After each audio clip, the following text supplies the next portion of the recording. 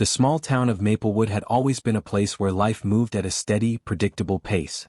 Everyone knew everyone, and stories traveled faster than the fall breeze that rustled through the trees.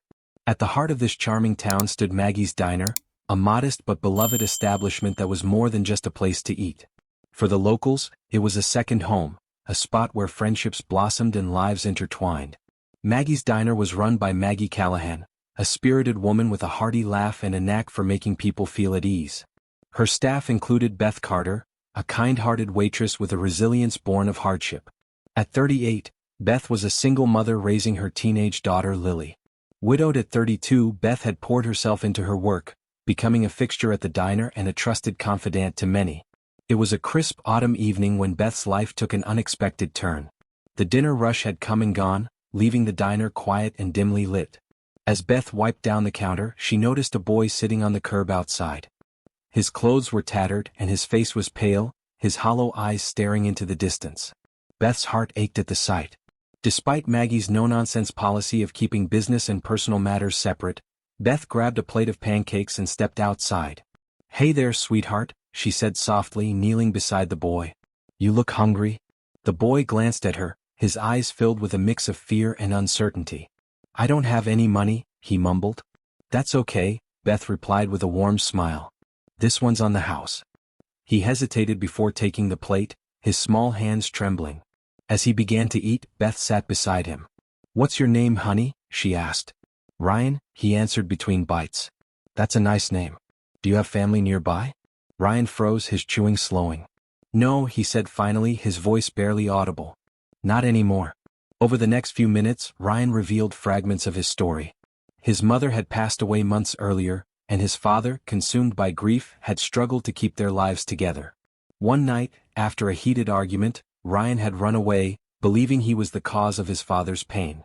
Beth listened intently, her heart breaking with every word. She reached into her pocket and handed him a few dollars. "Here," she said. "Just in case you need something tomorrow." Ryan looked at her, his eyes brimming with gratitude. "Why are you being so nice to me?" "Because everyone deserves a little kindness," Beth replied gently.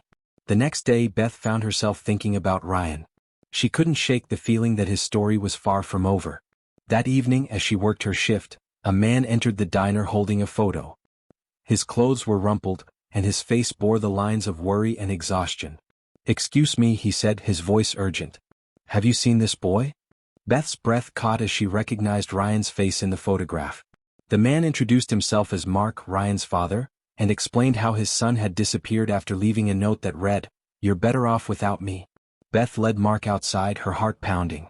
Ryan was still sitting on the curb, his small frame huddled against the evening chill. When he saw his father, his eyes widened in recognition. "Ryan," Mark called, his voice filled with relief. For a moment, Ryan looked as though he might run. But then Mark knelt down, holding out his arms. "Please, son. Come home." Tears welled up in Ryan's eyes as he hesitated, then ran into his father's embrace. Mark held him tightly, his voice breaking as he whispered, "I'm so sorry. I love you." Mark turned to Beth, his gratitude evident. "You didn't just feed him," he said. "You gave him hope." "Thank you." Word of Beth's kindness spread through Maplewood, sparking a wave of community action. The diner became a hub for outreach, with locals organizing food drives and support programs for struggling families. Beth, once quietly generous, became a symbol of compassion, her story inspiring others to give back. Years later, Ryan returned to Maplewood as a young man, now a social worker dedicated to helping at-risk children. He visited Maggie's Diner and found Beth still working behind the counter. "You probably don't remember me," he said with a smile. Beth looked at him, her brow furrowing. Then recognition lit her face. "Ryan?" she whispered. He nodded. "You fed me when I had nothing. You gave me a second chance. I've never forgotten that." As they embraced, Beth realized the profound impact of her small act of kindness.